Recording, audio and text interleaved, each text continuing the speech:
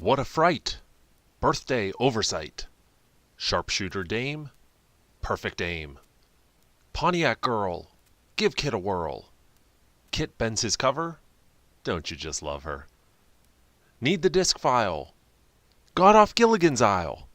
Kit beats a plane. Michael lands on his brain. He says he's okay. Races to escape, no delay. Orange machine. Kit jumps a ravine. Hits bad guy with splendor. Removes staple from Kit's fender. And that's how Topaz was saved.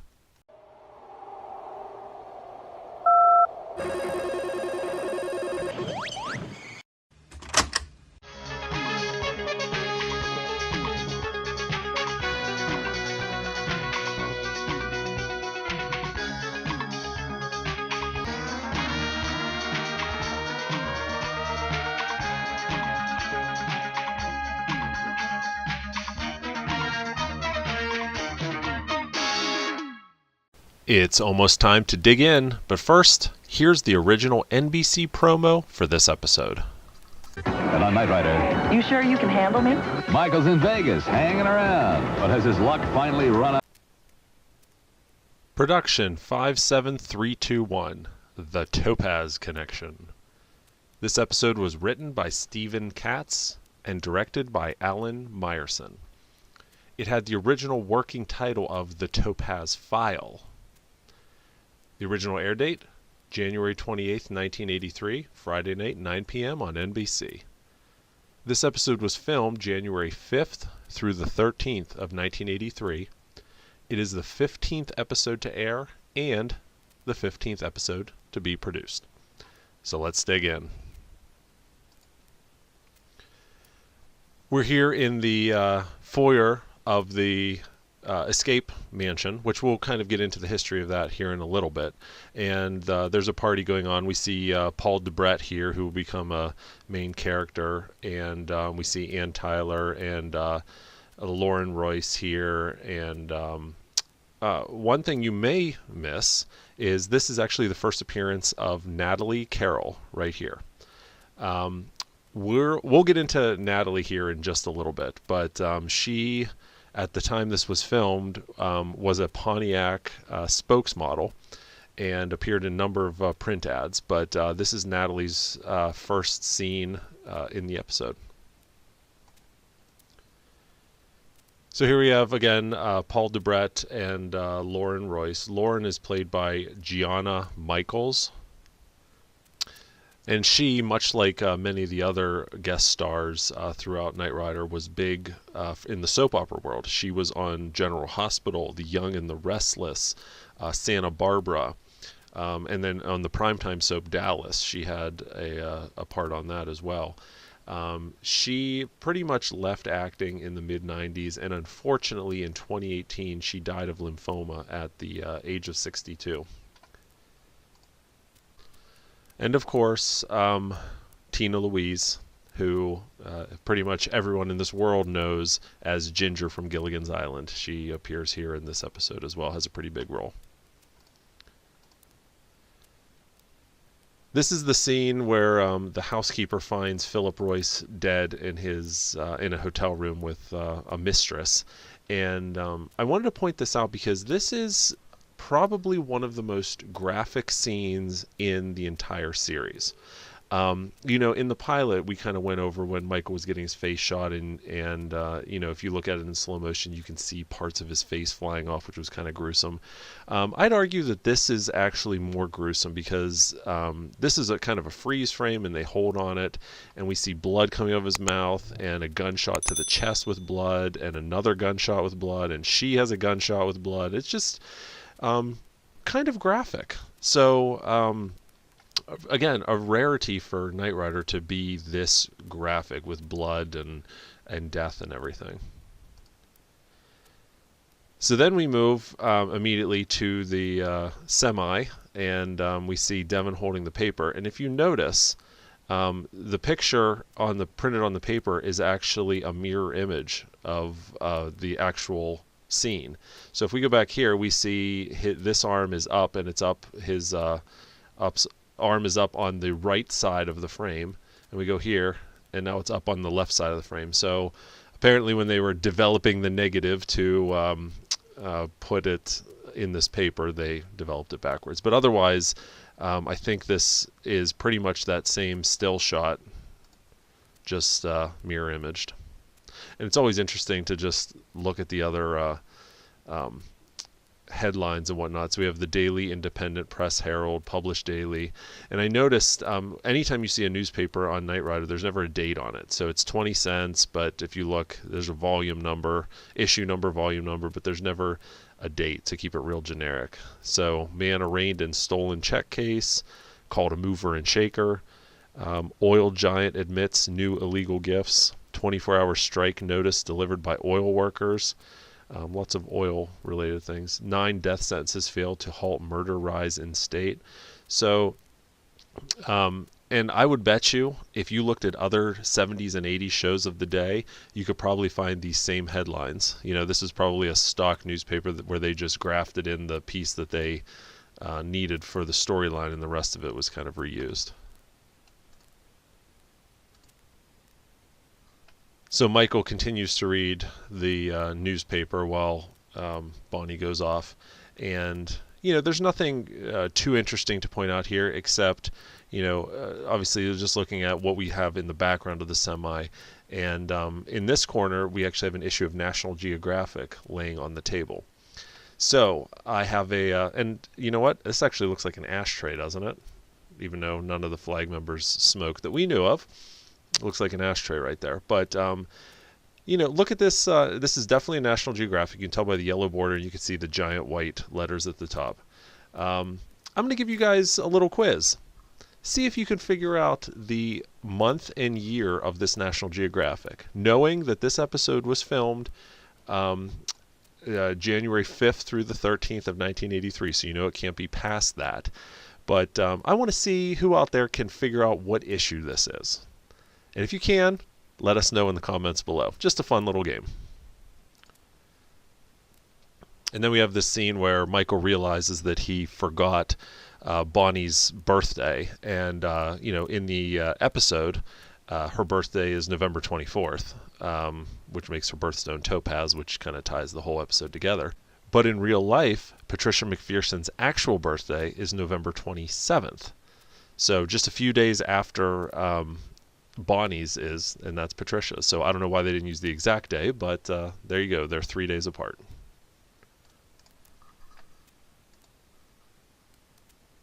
And now we move to the Escape Mansion. So this property has a very interesting history. Very interesting. So before we get into that, it should be noted that this is also the same mansion we see as Boyd LaSalle's estate in the 3rd season episode Night in Disgrace. So this house was originally built in 1913 for Henry House, who was a wealthy lumber executive from Houston, Texas. It was built for him and his wife.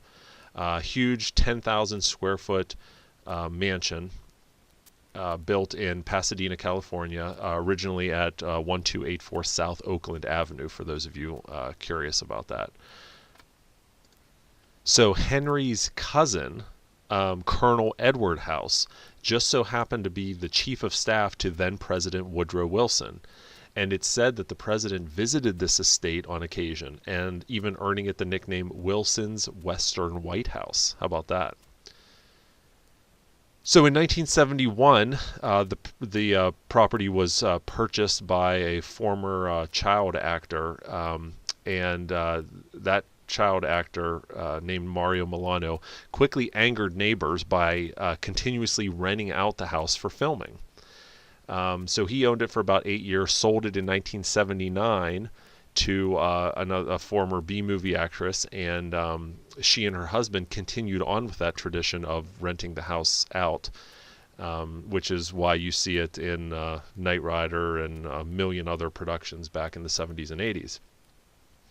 So 10 years after they purchased this, so in the late 80s, they found themselves unable to pay their debts, which were totaling somewhere north of $22 million, and they were forced to file bankruptcy. So the house was then sold, and in the late 80s to a wealthy Japanese investor who immediately began doing a restoration project. But on September 1st, 1988, there was a fire when there was a pipe welder who was welding pipe. There was an accident, and it set the mansion ablaze, and it destroyed most of the house, unfortunately. So in 1990, that Japanese investor that purchased it bulldozed what was left of it and built a brand new 20,000 square foot mansion on the same site, so roughly double the size. So this house was used in Dallas, Charlie's Angels, The Incredible Hulk, Heart to Heart, and obviously the two Knight Rider episodes, Murder, She Wrote. And then it was also used in the 1993 Beverly Hillbillies movie. It was painted pink. And this was, obviously a few years after the original mansion burned down and was rebuilt, so it does look different, but it's the same property. But it was used as the Clampett's residence. So, very long and controversial and in some ways tragic history to this house. All right, so I guess it's time we talk about Natalie Carroll. So Natalie was, rewinding back to the early 80s. Natalie worked at a Pontiac plant and as a young assembly line worker. And she was also doing some commercial modeling on the side. She had done some auto shows. She did an ad for Two Fingers Tequila, all different types of things. I think she even did a little work for Mopar. But Pontiac took notice of her and decided to start using her in ads to promote the new Trans Am. But I should back up just a little bit. So Natalie appears in a 1980 salesman training film featuring the 1980 Firebird lineup. And she was, working in that film when she got a call back to do some modeling for what would turn out to be the 1983 Firebird sales brochure. So she was obviously very photogenic and ended up being used for 1983's Firebird promotion and even beyond a little bit, even making an appearance in the rare and controversial 1983 Pontiac calendar. So if you want to know more about that, do a Google search on that and you'll read all about this controversial calendar. But Natalie was making appearances at car shows with David Hasselhoff to promote Pontiac, and so it only seemed natural that she would, get an appearance in Knight Rider just to kind of tie the whole thing together. So that's the story of Natalie Carroll. Michael walking up to meet Lauren for the first time while she's firing off some rounds. If you look closely, you can tell that this is all fake. This is not real grass, and you can even see they didn't bother even trying to hide it. This is all like AstroTurf that's rolled out with some fake bushes around. My guess is this is probably a parking lot at Universal Studios that they dolled up for this scene. And if you look in the background at this unfinished building, I think, I don't know for sure, I'd have to do some more research, but I think this might be the same unfinished building that Devin and Maggie Flynn were seen in at the beginning of Just My Bill, which again is adjacent to Universal Studios. So Lauren and Michael move inside the Escape Mansion to, discuss her father and the issues and the controversy surrounding Escape magazine. And Lauren takes a seat right here, sitting on a computer keyboard. Hopefully that's not an issue. But did you ever take a look in the background at what we have here? We actually have on the bottom one of the 1983 Trans Am ads, a piece of it, The Dream Takes Shape, with Natalie Carroll on the hood. How about that? And before some of you say this is a 1982 car, this is actually an ad for 1983, even though it has the TurboCast rims with caps, which you could get in 83 and actually 84 as 14-inch rims, but that's a whole other story. So just another little Easter egg there for the Trans Am and for Natalie Carroll right there on that ad. I don't know if this is Natalie up here. This piece of it is not part of the Pontiac ad. I think they just glued this on top. So that, I don't know if that's Natalie or not. It almost doesn't look like her, but this bottom part, the Dream Take shape, that's all part of the Pontiac ad. And we have Michael and Lauren going to meet the informant, and this is one frame of him getting shot, and we can tell that that's Jack Gill with glasses on, getting ready to spin around and fall to the ground after being hit. And then we have the backup to the hero car coming to rescue Michael, and we can see that it still has, I mentioned this in a previous episode, that this car for some reason had this one tire on it where the white letters were out. We can see that those white letters are still out on that one front tire. And again, another good look at the poor man's blind drive seat that they would re-engineer for season 2 to make it look more like a regular seat. But here's a perfect example where you can compare the two seats together and see just how different they look when they're side by side.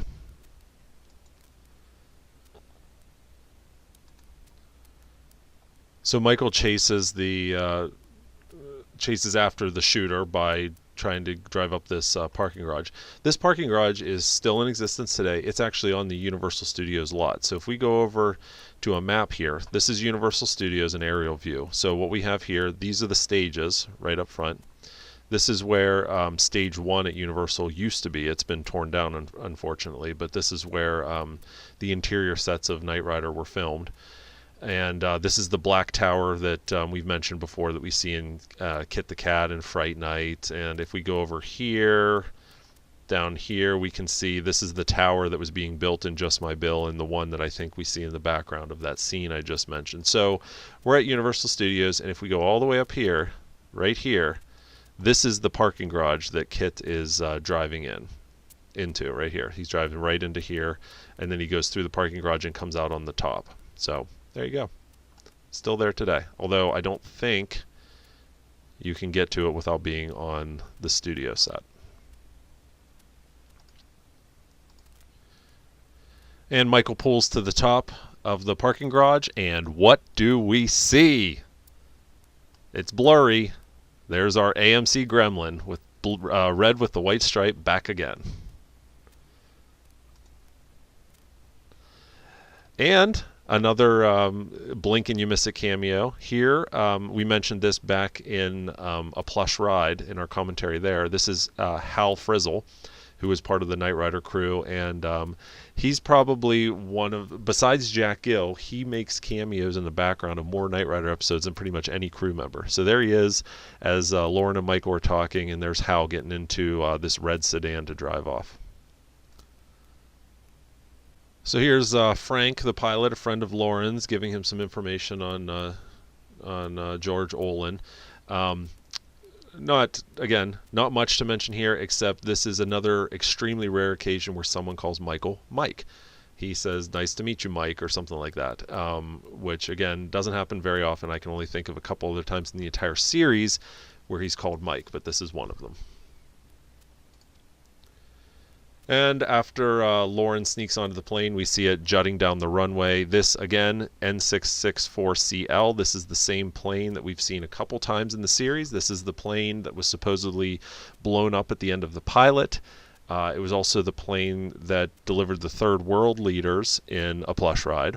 And it pops up another number of times. And I went over a little bit of the history of this plane in our episode commentary for A Plush Ride. So if you want to learn more about it, head over to that commentary and take a listen.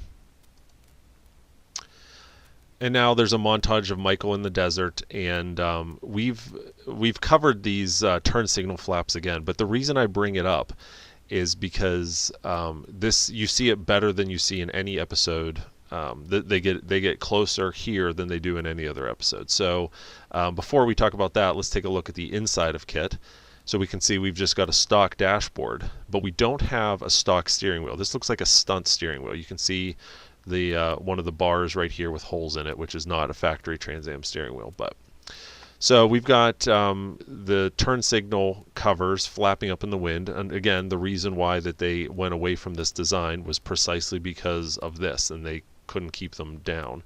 But we zoom in, I think, even closer, and you can just see how much the wind gets under those flaps and is pulling them up. Frankly, I'm surprised they didn't fall off, but on either side they're held on by L brackets that are riveted on right here, so that's why those stayed in place, but just barely. So now we move to Michael and Lauren supposedly in Las Vegas, but in reality this is the Gateway Sheraton in Los Angeles. This hotel was used in a number of episodes. It's probably most famous for being the hotel where Klaus and Christina Bergstrom stay in Goliath Returns in the second season. But here we have it, and it's going to be played as a casino. Interestingly, in the pilot, in the Las Vegas casino that we see Michael Long in at the beginning, was also filmed inside this Sheraton Gateway Hotel in the lobby. So how about that? And there's your lack of white wire alert. Still covered by gaff tape. Still will be covered by gaff tape the rest of the season, but there you go.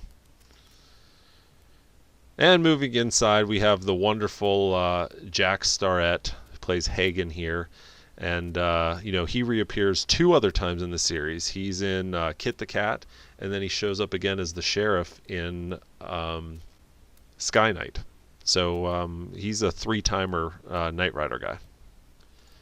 He unfortunately died only 6 years after this episode, at the young age of 52.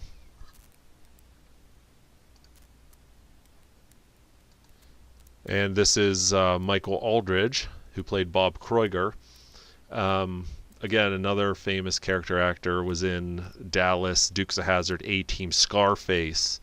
Very long and prolific career. He unfortunately also died in the mid-90s, so I guess this is getting kind of depressing that pretty much everyone from the Topaz connection is dead. Michael and Lauren pull up once again to the same plane here, and this is that 5th Trans Am, the one that was introduced in Hearts of Stone. This is probably our closest look at it yet, because prior to this it was filmed either in motion or a little bit further away. But this is that 5th Trans Am. We're still only dealing with 5 Trans Ams and a Flivver car. But taking a look at this car, you can see the leather seats in here. It's still got the seat belts and kind of this squared off overhead and a dash shell. And if we move forward, we can see Michael take off in the car, and you get a little bit better view. You can see the leather door panels here, which normally this would be fabric on the top. But we can see the dashboard. It's a full fiberglass shell, but there's no electronics in there at all. It's all open. There's a round steering wheel. And if we advance one more frame, we can see the round reflection of the factory Trans Am gauges here. So, this again, it was never meant to be seen up close, at least not yet.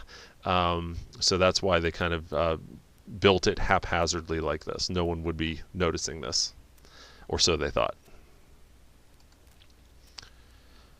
And then we have Michael here getting ready to board the plane, and the car is obviously being blind driven at this point. But one thing that I thought was kind of interesting, this is the only time for the blind drive. Usually there's just a guy with a hood behind them, but this is the only time we ever see they actually attach fabric to the roof of the car and let it drape down to hide the blind driver. So maybe they were just trying something different here, but this is the only time we see this setup for a blind drive car. And then, of course, the stunt guy on the back of the plane, and we get another look. This is still that 5th Trans Am with the leather seats. They just pulled the driver's seat out and put a blind drive seat in there instead. And there's a better view of it. We can see the blind drive seat here all wrinkled with a bag behind it. Seat belt and overhead console or something like an overhead console. If you take a look, the bulge on the Trans Am hood is already dented, which makes me think, and it looks like there's a dent on this side. So my guess is they tried this stunt a couple times, and this is at least the second take of it.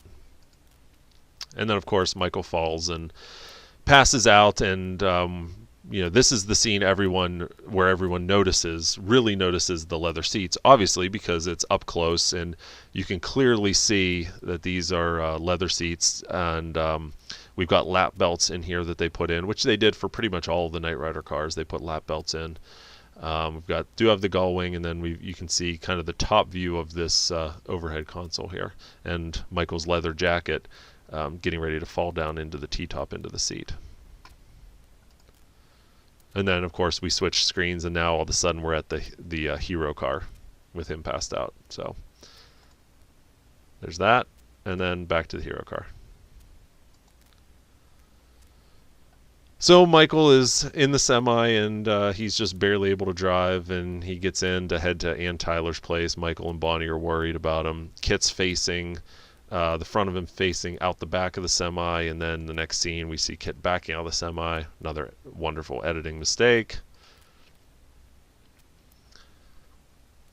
Then we move to Paul Debrett and Bob Kroiger getting in the SUV with Lauren in the back to do a takeoff.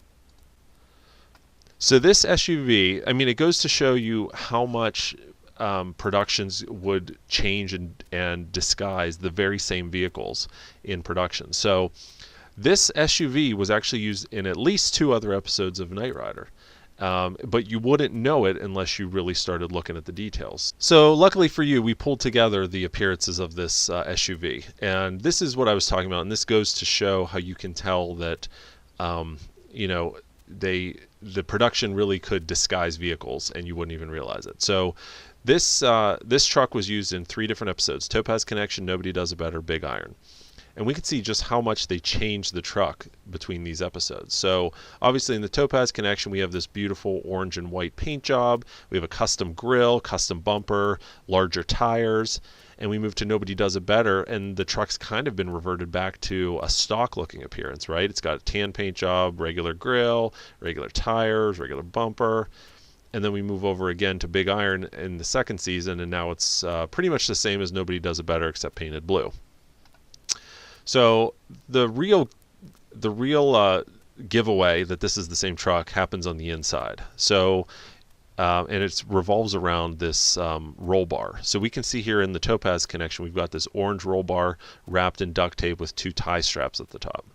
And we look at Nobody Does It Better, and we can see that exact same one down to even the 2 tie straps, tie straps at the top. And you can even still see hints at the top of the previous orange paint job. Then we move over to Big Iron, and while those 2 zip ties are gone, we can still see the orange bar, we can still see the duct tape here, and we can even see orange in the door jamb. So then moving further, let's take a look at the inside. So we look at when Paul Debrett opens the door, we can see the orange door jamb. And then we look over here at Nobody Does It Better, and we can still see the orange door jamb, but we can see some tan overspray from when they painted it, because they didn't care. They didn't mask this stuff off. They just sprayed it, right? And then moving over to Big Iron, we can see, you don't get a good look at the door, but in the background, we can see that the door is open and it's orange, and there's the orange bar, and we can see it's orange in here. So, this truck was used in multiple episodes, and I wouldn't be surprised if it was used in some other ones that we missed as well. There you go.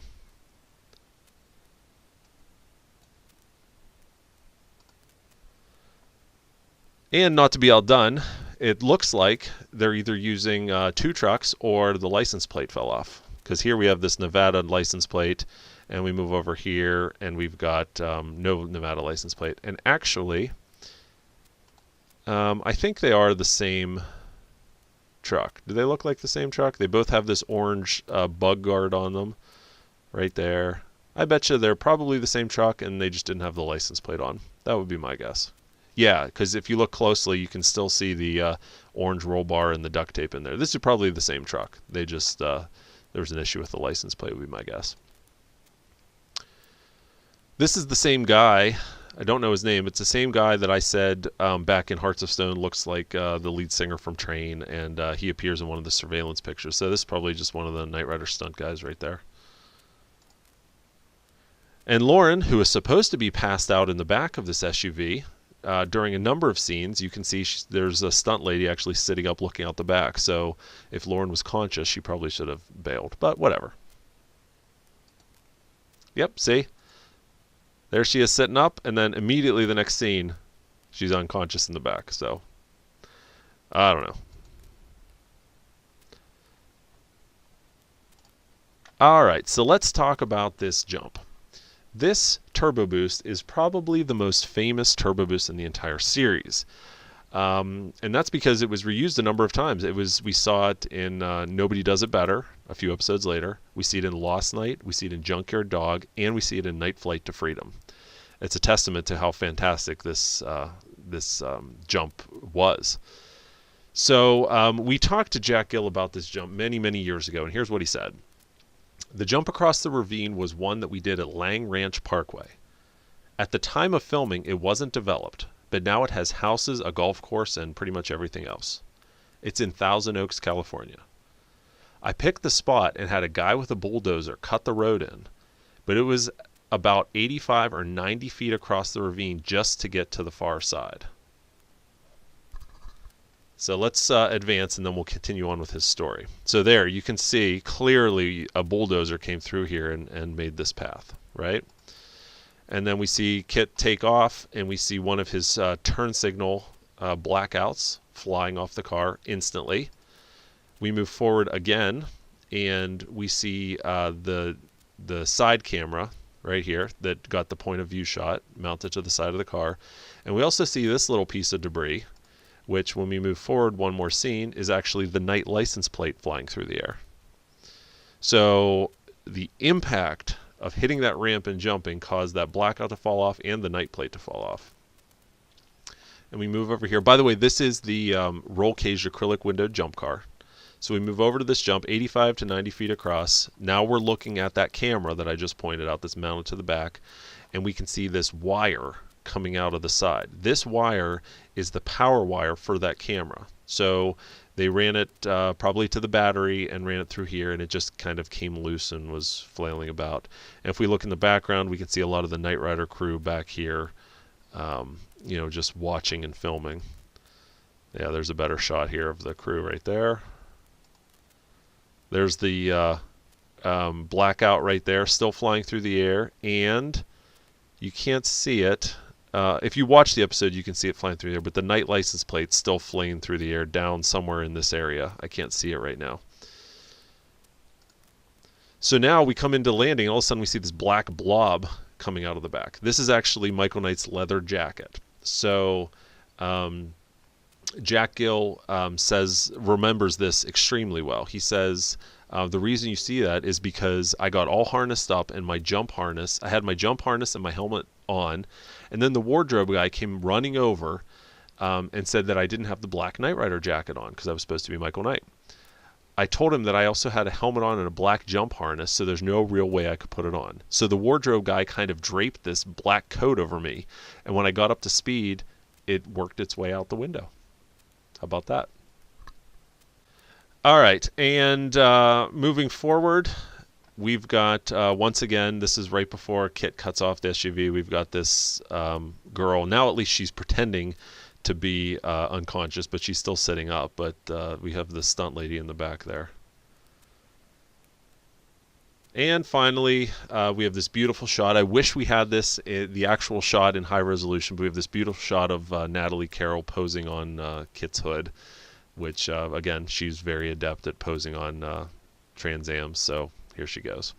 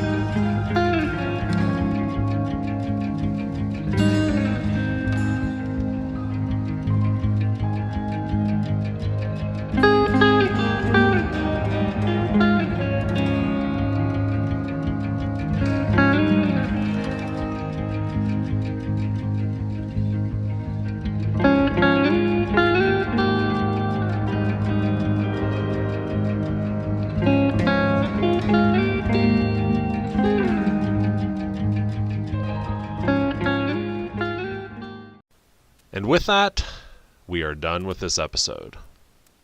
So put your clothes back on, head to your nearest Bible printer / counterfeit money operation factory, and start daydreaming about our next episode, A Nice and Decent Little Town. Get it? Put your clothes back on so you aren't indecent? Oh. And now, while we listen to Joe's selection of Knight Rider music that we received directly from Don Peake himself, we'd like to thank these Patreon supporters. Look at you guys scrolling up the screen to my right. Wait a minute, how can you tell which side is my right since you can't see me because I'm not on camera? Oh well, you know what I mean. We're featuring these fine supporters at our Knight Rider Prop Restorer level. Thank you very much for your support. And for those of you at the Knight Rider History Hunter level, we're recognizing you right now in the description. Now, if you enjoyed seeing this golden nugget of Knight Rider history being rescued from obscurity, then please consider supporting us on Patreon. Your support would empower us to bring you even more of these historical nuggets. We are the Knight Rider Historians. Till next time, take care, everybody. Bye-bye.